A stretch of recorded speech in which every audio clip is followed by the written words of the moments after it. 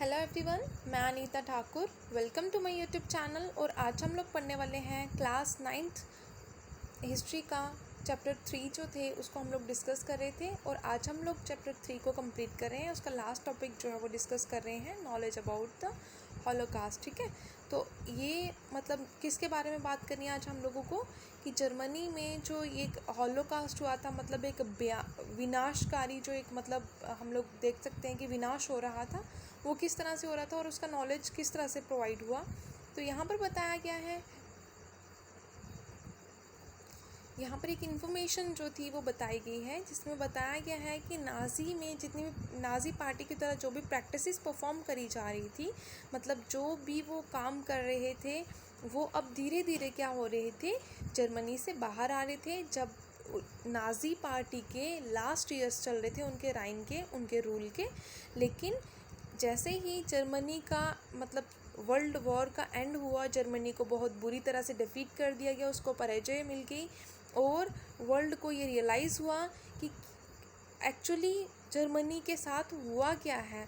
और जर्मन्स जो थे उनको प्री ऑक्युपाइड प्लेस मिल गया जिसमें उन्होंने देखा खुद की बहुत बुरी दुर्दशा थी कि उनको ये लग रहा था कि हम लोग एक डिफीटेड नेशन के अंदर रह रहे हैं, एक जो हारा हुआ नेशन है उसमें रह रहे हैं।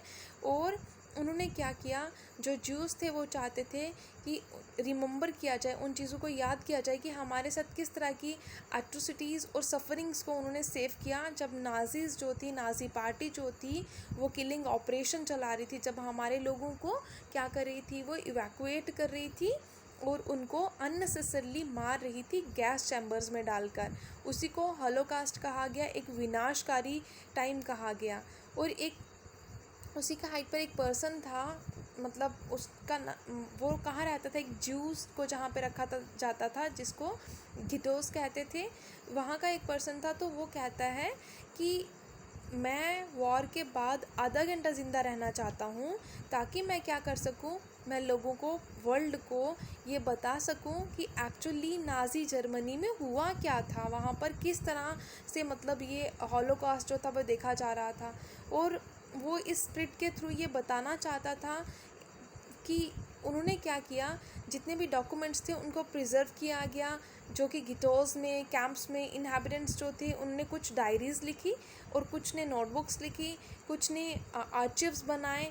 और इससे क्या हुआ कि वो एक हिस्ट्री जो थे वो मेंशन करना चाहते थे, मतलब कुछ वो रिटर्न में प्रूफ रखना चाहते थे कि इस तरह की एक्टिविटीज़ जो थी वो नाज़ी जर्मनी में देखी गई थी।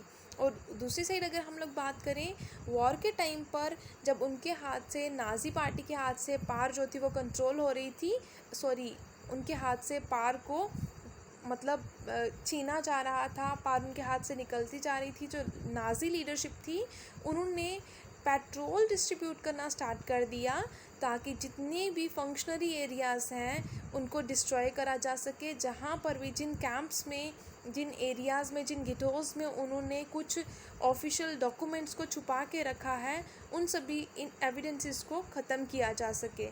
उसके बाद जितने भी नाज़ी जर्मनी के ख़िलाफ़ जो भी एविडेंसेस हमें मिलते हैं वो हिस्ट्री में तो मेंशन है ही हैं, और साथ में हम लोग उनको एक इस हॉलोकास्ट की मेमोरी की तरह उसको याद रखते हैं। ये मेमोरीज़ जो हैं वो आज भी ज़िंदा हैं, हम लोग देख सकते हैं। कुछ फिक्शंस हैं, डॉक्यूमेंट्रीज़ हैं, पोइट्री के थ्रू और मेमोरियल्स के थ्रू, म्यूज़ियम्स के थ्रू हम लोग वर्ल्ड के अलग अलग पार्ट्स में इनको देख सकते हैं।